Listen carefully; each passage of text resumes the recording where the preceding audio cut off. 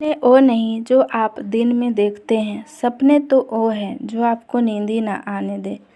बारिश के दौरान पक्षी छत का तलाश करते हैं, लेकिन बाज बादलों के ऊपर उड़कर बारिश को ही टाल देता है। समस्या समान है, लेकिन आपका नज़रिया आसमान तक पैदा करता है। ये कुछ लाइन लिखी थी भारत के एकमात्र वैज्ञानिक राष्ट्रपति डॉक्टर एपीजे अब्दुल कलाम ने। आज की इस वीडियो में मैं आपको कलाम सर की कुछ ऐसे किस्से सुनाने वाली हूँ जिसे सुनकर दोस्त तेरे सोचने का नज़रिया बदल जाएगा और तुम अपने अंदर एक नई एनर्जी फील करोगे। दोस्त, तुम्हें पता है कलाम सर ने शादी क्यों नहीं की? उसका सिर्फ एक रीज़न था, और वो रीज़न था उन्हें सबसे ज़्यादा अपने काम से प्यार।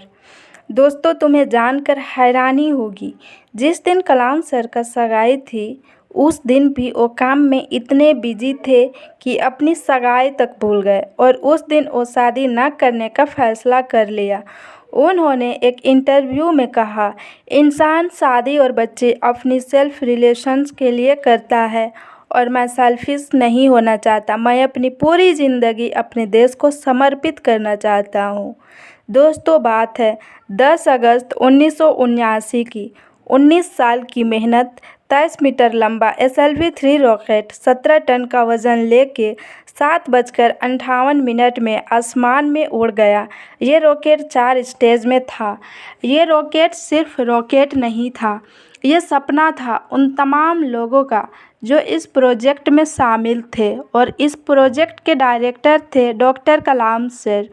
और रॉकेट पहली स्टेज तो पार कर गया, लेकिन दूसरी स्टेज में जाने के बाद काम करना बंद कर दिया, और 317 सेकेंड के बाद कलाम सर और उनके लोग का सपना कचरा बन के श्रीहरिकोटा से 508 किलोमीटर दूर समुद्र में जा गिरा।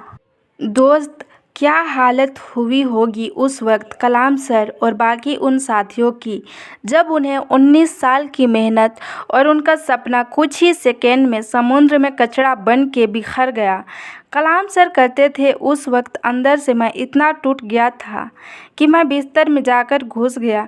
मेरी आंखों से आंसू बहने लगे। लेकिन दोस्तों, कलाम सर हार मानने वालों में से नहीं थे। वो कहते थे, पहाड़ की चोटी से उतरने से पहाड़ चढ़ने का तजुर्बा नहीं मिलता। ज़िंदगी पहाड़ की चढ़ानों में मिलती है, चोटी पर नहीं। कलाम सर भी इसी तरह एक एक कदम बढ़ते रहे। और दोस्तों, 1 साल बाद 18 जुलाई 1980 सुबह 8:03 में हिंदुस्तान का पहला सैटेलाइट रोनी अंतरिक्ष की ओर निकल पड़ा, और अगले 2 मिनट के अंदर रोनी सैटेलाइट अंतरिक्ष में था। कलाम सर ने बताया कि उन्होंने उस दिन ज़िंदगी के सबसे अहम पल जिए, क्योंकि उस दिन उनकी 20 साल की मेहनत अंतरिक्ष में थी। दोस्तों, उस दिन हमारा देश उन चंद मुल्कों में शामिल हो गया जिसके पास सैटेलाइट लॉन्च करने की ताकत थी। ये सब कुछ हो पाया एक इंसान की मेहनत, उनकी नेवर गिव अप एटीट्यूड की बदौलत। दोस्तों, जब कलाम सर को राष्ट्रपति चुना गया तो उनका स्वागत जोरों शोरों से किया गया। राष्ट्रपति भवन को बहुत ही खूबसूरत तरीके से सजाया गया, लेकिन ये बहुत कम लोग जानते हैं कि जब कलाम सर वहाँ पहुँचे तो बस 2 सूटकेस लेके वहाँ पहुँचे। एक सूटकेस में कपड़े और दूसरे सूटकेस में किताबें।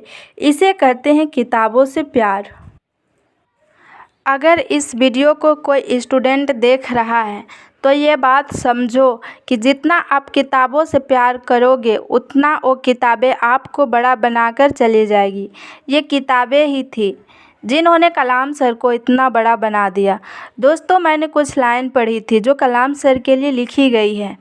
था बंदा इस्लाम का, पर वो कभी ना ऐठा करता था, जब भी चाहे संतों के चरणों में बैठा करता था। दोस्तों, कलाम सर ने कुछ बातें ऐसी कही थी जिसे अपनी ज़िंदगी में हमेशा हमेशा के लिए उतार लेनी चाहिए। उन्होंने कहा था, कोई भी शख्स कितना भी छोटा हो, उसे हौसला नहीं छोड़ना चाहिए। मुश्किलें ज़िंदगी का हिस्सा है और तकलीफ़ें कामयाबी की सच्चाई। खुदा ने यह वादा तो नहीं किया आसमान हमेशा नीला रहेगा। खुदा ने वादा तो नहीं किया कि सूरज होगा तो बादल नहीं होंगे। खुशी होगी तो गम नहीं होगा, सुकून होगा तो दर्द नहीं होगा। ये ज़िंदगी की सच्चाई है। अगर हम एक सांस लेंगे तो एक सांस छोड़नी पड़ेगी। अगर कुछ हासिल करना है तो कुछ खोना भी पड़ेगा दोस्त। इसलिए अगर सूरज की तरह चमकना चाहते हो तो सूरज की तरह जलना भी सीखो दोस्त। कलाम सर ने तो कर दिखाया, इसलिए आज भी हम कलाम सर के बारे में बातें कर रहे हैं। अगर तेरे अंदर भी वो आग है कुछ कर दिखाने की, तो कसम खा तू अपने सपने को पाने के लिए हर हद पार करने के लिए तैयार है।